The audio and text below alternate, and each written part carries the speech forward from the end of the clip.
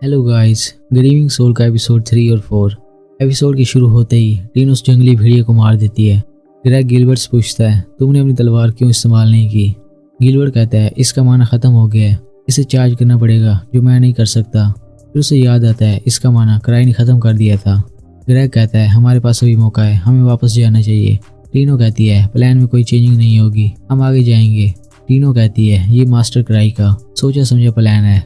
Gilbert की तलवार का माना खत्म हो जाना भी उसी का प्लान है, हम उसके प्लान के अकॉर्डिंग काम करेंगे। इसके बाद वो वाइट वुल्फ डैन के पास पहुंचते हैं, जहां बहुत से भेड़िया खड़े थे। गिलबर्ट कहता है, मैं इन पे तलवार से हमला करने जा रहा हूँ। टीनो कहती है, नहीं, तुम सबकी हिफाजत करना मेरे जिम्मे है, मास्टर ने तुम्हें मेरे अंडर काम करने को भेजा है। फिर वो गुफा में जाके सभी भेड़ियों को मारने लगते हैं और टीनो उन तीनों की खूबियां बताने लगती है कि रूदा चोरनी है, जिसकी वजह से वो भेड़ियों को लोकेट कर सकती है। अगर वो चोरनी ना होती तो हमें कभी पता न चलता भेड़िए कहाँ हैं। सभी भेड़ियों को मारने के बाद ग्रेग कहता है, लेवल 4 के हंटर अपने से कम लेवल वाले मॉन्स्टर को मार के पैसे कमा सकते हैं। मैं भी ऐसे करता था, लेकिन जब कोई मॉन्स्टर स्ट्रॉन्ग होता था तो मैं डर के भाग जाता था। मेरे कुछ साथी भी मारे गए, अब मैं बदलना चाहता हूँ। टीनो कहती है, तुम बदलना चाहते हो, इसलिए क्राई ने तुम इस ग्रुप का हिस्सा बनाया। ये उसका सोचा समझा प्लान है, उसके प्लान कैलकुलेटेड हैं, वो हमारा गॉड है। ये सुन के सभी हैरान थे। दूसरी ओर क्राई हवा में उड़ते हुए टीनो को ढूंढ रहा था, लेकिन ऊपर से कुछ नजर नहीं आ रहा था। उसके सूट के ब्रेक भी नहीं थे, सो तेजी से सीधा वाइट वुल्फ डैन में क्रैश कर जाता है। टीनो और उसके साथियों का सामना गुफा के बॉस से होता है। टीनो कहती है, ये बहुत बड़ा है और इसका सर इसकी कमजोरी है। वो चारों उस पर हमला करते हैं। वो भेड़िया ग्रेग की तलवार तोड़ देता है। टीनो उसके सर पे तलवार मारने जाती है। भेड़िया उसकी टांग को जख्मी कर देता है, लेकिन टीनो उसकी गर्दन को तलवार मार देती है। वो भेड़िया मर जाता है। इसके बाद टीनो एक लिक्विड से खुद को क्योर करती है। वो कहते हैं, फाइनल बॉस खत्म हुए, अब हमें जाना चाहिए। गुफा के दूसरे हिस्से से 4 भेड़िए और निकल आते हैं। टीनो अपने साथियों से कहती है, हम गुफा के उस तंग रास्ते से भाग जाते हैं, ये भेड़िए वहां नहीं घुस पाएंगे। लेकिन भेड़िए पहले से उस रास्ते को बंद कर देता है। ग्रेग कहता है, तुम दोनों लड़कियां यहाँ से भाग जाओ, हम इन भेड़ियों को संभालते हैं। तभी टीनो को रिंग याद आती है जो उसे क्राई से मिली थी। वो कहती है, हम कहीं नहीं जाएंगे। फिर वो रिंग लेजर से भेड़िए की आंख जख्मी कर देती है। वो भेड़िया तड़पने लगता है तो गिलबर्ट उसे मारने जाता है। भेड़िए से पंजा मारता है, वो दीवार में जा लगता है और जख्मी हो जाता है। टीनो कहती है, तुम्हें इसके पास नहीं जाना चाहिए था। वो कहती है, अब हमारे पास कोई और ऑप्शन नहीं है।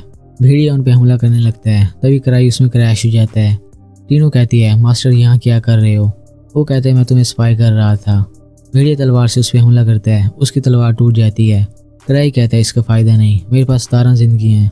फिर वो अपनी रिंग यूज करते हुए भेड़िया पे हमला करता है। वो दीवार में जा लगता है, लेकिन फिर खड़ा हो जाता है। क्राई कहता है, इस फ्लैशी अटैक का कोई फायदा नहीं हुआ। वो कहता है, अब मुझे एक ही ट्रिक यूज करनी पड़ेगी। वो अपने गले से एक कैप्सूल उतारता है। भेड़िया डर जाते हैं, वो समझते हैं ये कोई डेडली अटैक है। क्राई वो कैप्सूल खोल के उनकी तरफ फेंकता है और उसमें से धुआं निकलने लगता है। क्राई अपने साथियों को कहता है, भागो यहाँ से। तभी वहाँ से भाग जाते हैं।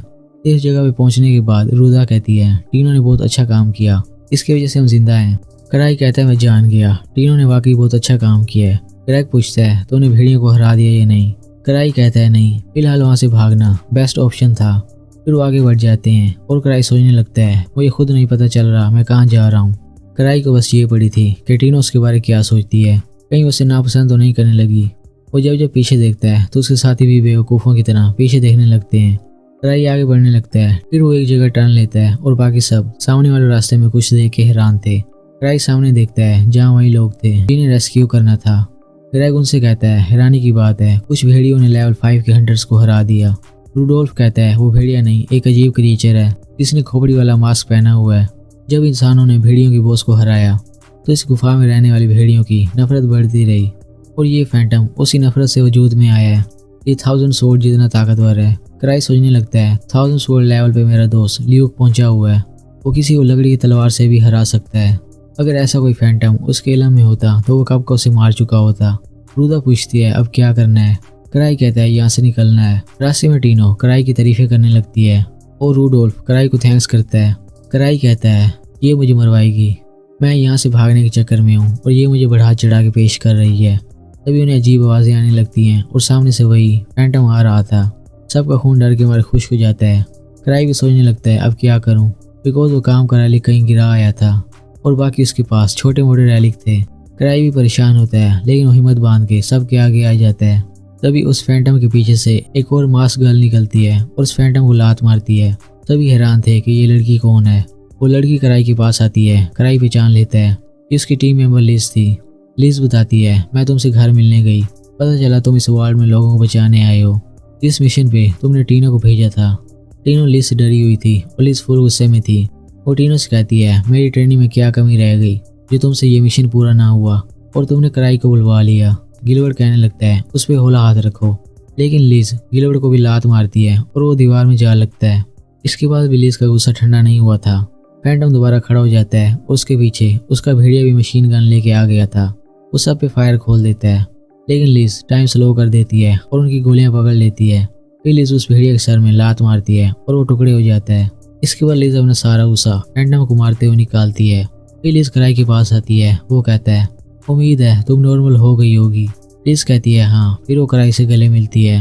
घर वापसी में गिलबर्ट टीनो को तलवार देता है और कहता है, ये तलवार 1000 सोल्ड ल्यूक को दे देना, मैं अपनी पुरानी टीम ज्वाइन कर रहा हूँ, मैं लिज जैसा बनना चाहता हूँ। टीनो पे अब भी लिज की दहशत सवार थी। वो कहती है, तुम ऐसा नहीं बन सकते। Okay guys,